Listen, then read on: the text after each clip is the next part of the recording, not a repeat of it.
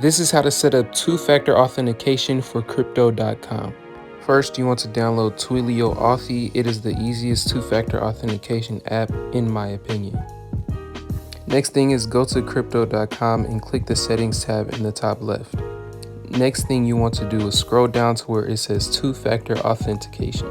From there, you want to enable two-factor authentication and turn on every transaction that you want two-factor authentication to pop up for. And after that, a screen like this will pop up and you want to copy the code at the bottom.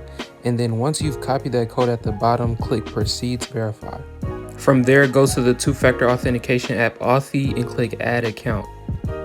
A screen like this will pop up and you want to click enter key manually at the very bottom. Now paste the code that you copied to your clipboard into this bar here where it says key, and then after that you want to click save. The screen after that will say something like add a nickname, and then after you add a nickname you'll add a logo to your account, and once you add that logo to your account you'll be brought to your 6-number two-factor authentication code for Crypto.com.